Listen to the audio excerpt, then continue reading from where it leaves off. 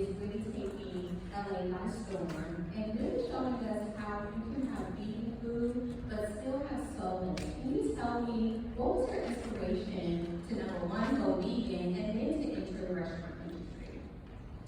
I mean, a host of things. It's one of the greatest things I've ever done for myself, and all the science led to it. I was raised on a farm. I was raised with animals. I was raised with vegetables and plants.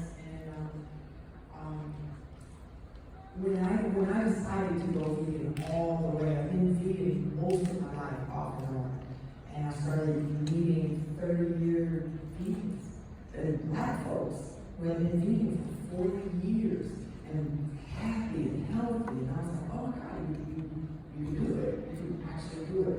So a decade ago, I had my last meal over at Nell's Fish Shack. And Nell's was my, Nell's. So that was my last meal. Nell's had some catfish, and I didn't even finish it. I took a couple of bites, and I knew that I just walked away. I was vegan for about a year, and I think it's a really good way to like encourage different foods and different ways to style fruits and vegetables. So I'm here for it. Love it. Until your food. Yeah, you can open it. All right. So I want you to taste a little bit from plate number one. Okay, on the plate we have here, I'm not going to shut you, but I believe, yes, thank you.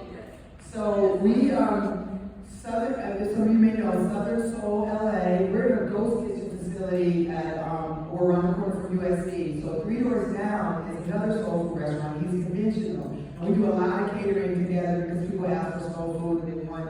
So we created this plate. It's spaghetti and meat sauce with collard greens and black eyed peas. So one is vegan and one is not vegan. So why don't you try your spaghetti first. I know which one it is. Look at it. Don't look at each other. Don't start shaking. Okay, so can you hold up which plate you believe has the meat in it?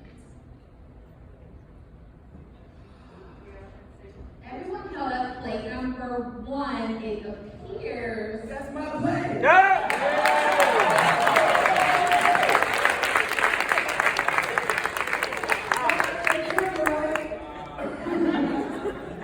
Yes, sir. okay. I'm not gonna lie. That is the plate that I said had the ground meat in it. Come and see me with your ticket stub and get your mini bowl. Food is medicine, and you don't inherit sickness. You inherit DNA and your taste buds. So you have the same diseases that your elders had simply because you have the same diet. So it's true, you are what you eat. A culture that is as attacked as ours and that is oppressed and subjected to what we are subjected to, our best weapon is taking care of ourselves.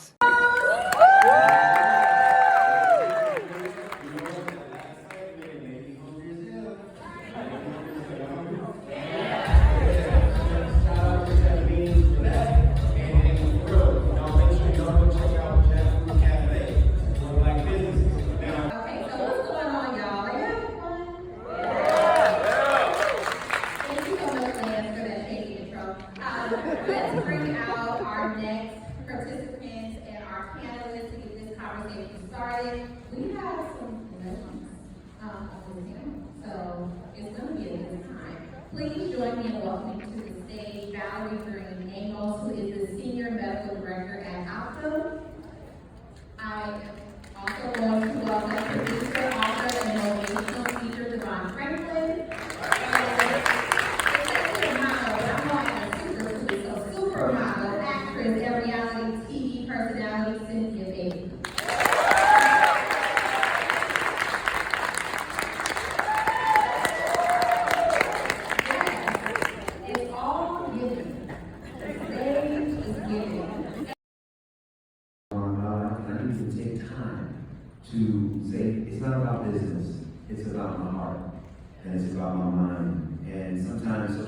media, it's a real world, but it's a fictitious world too. And for me, getting so caught up in the perception of everyone was disrupting my process for healing. So I took time off and said, the business is going to be where it's going to be, but there's no business if I don't have the right heart and mind. So taking the time away then gave me a stronger perspective on how to use social.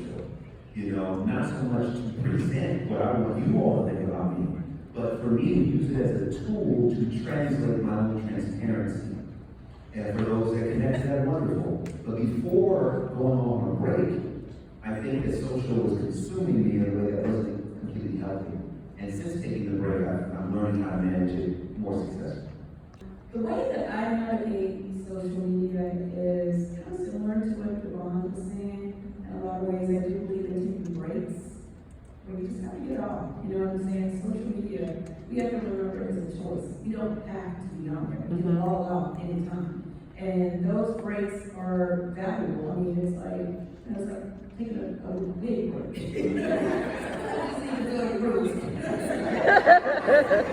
break is good. You know what I'm saying? So, for me, taking a break is definitely helpful. And I would say, I really try to use social media only for just put out information. It's really like more of an emotional tool for me. I also like to use it for inspiration.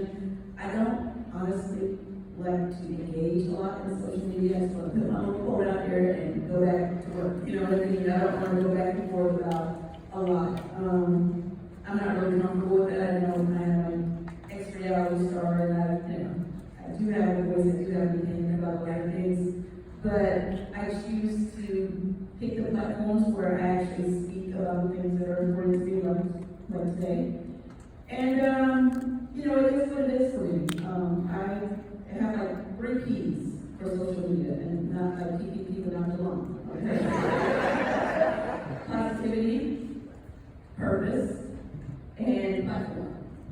I really have to share that it's so important that you realize that social media is an image. It is not a reality.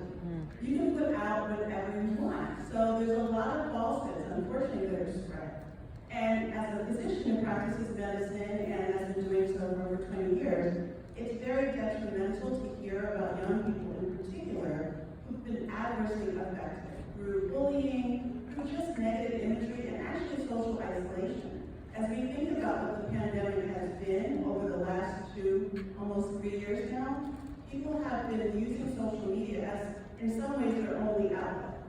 And social media can be amazing for seeing things, for reading about things, for learning about things, especially businesses and what's going on in the world. But imagine with all of the advertisements and all of the sort of publicity around things that are negative, that can be an entire drain. And that can contribute to significant clinical depression. I've seen more clinical depression in the last 2 to 3 years in my career than probably my entire career combined. It has been very, very, very dangerous, really, for certain aspects of our community who've already been struggling perhaps with being isolated and feeling alone. And then by looking at the images that come out in social media, they're finding themselves more and more depressed. So what I tell people is, number one, you have to lean on your spirituality. You have to understand that people put out what they want you to see. That is not necessarily reality. You can use social media to do wonderful things, to showcase yourself, your business, your thinking, your philosophy, but what you have to realize is that is measured. That is not the full picture. The full picture is your everyday life. Social media paints a particular picture, good or bad, but the reality is that your life is the value, and social media is just an image. So I just encourage people to think about what they're seeing and not dig into everything as face value, because what you see is not always what it really is. As you can see, I'm wearing one of my pieces right now. I work a lot with cotton and silk. And you look better. But these materials feel good on the skin. And we know that things that you would do to someone's body, and that flow with the body as you walk into the space. And I also didn't want women to rush home and feel like they too many bras and this jacket and this blouse off. pants off instantly, right? I wanted to feel like I forgot to take my suit off when I came home. That's how comfortable and relaxed I feel, you know? And I think that mission is complete because most women reach out to me often and say, I fell asleep in your clothing. I love that, and especially coming out of COVID, right? Now, we all know in the world, comfort is our number one priority, and we realize that we can still present ourselves in a professional way and be comfortable. And I think you've been able to do that in your line, is create how do you, there's no separation anymore. We can be fabulous, we can be comfortable, we can be professional, we can do it all. I completely agree with that, and that's how we did so well during the pandemic, to be honest, because luxury, that wasn't huge, where comfortability and sustainability as well. My brand is a sustainable brand, and those two were not really together in the luxury sector. So when I started out to create my brand in 2017, that was what I was intentional about. And it's funny, during the pandemic, in 2018, everyone was like, we need, more desktop materials and clothing, and be more sustainable, fast fashion, fun environment, and so forth. This is after I started my brand. And then the pandemic happened, and I was like, we need comfortability now. And I'm like, great, I have all those things. Right, oh good, how did you say that? I didn't make sure you So Jack, question for you. Campus Now is a very unique concept, right? And you've been doing this for a while. Has it been about 10?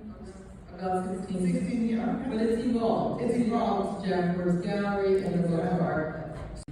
And we first just went and saw every boutique and went to galleries everywhere. We said, how can we bring these two together to make a presentation that made sense? And we focused on the elements that were very similar to both, which is design and aesthetics.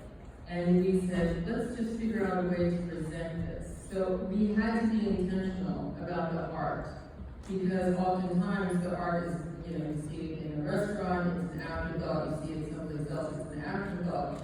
So from the design of the space, it had to be intentional that there were places where art would live and art and clothing or art and shoes could live together. And that people could visually see immediately and draw the concept of these two things have very much to do with each other. You heard me sound so open, because I love that.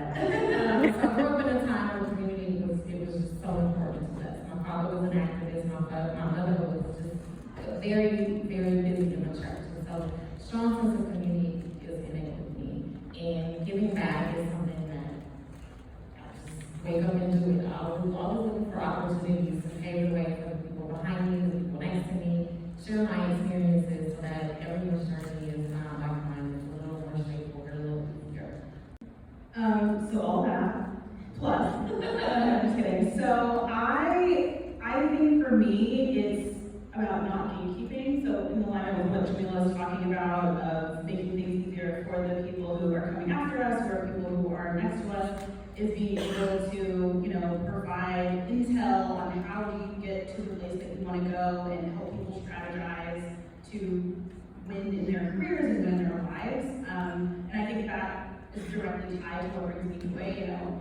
I probably shouldn't say this with all the leadership team sitting here, but I do feel like that is what brings me joy, and being able to do the job that I get paid to do is just like the thing that keeps me at the company, and then I get to do the things that help other people. That's what really brings me joy in my day.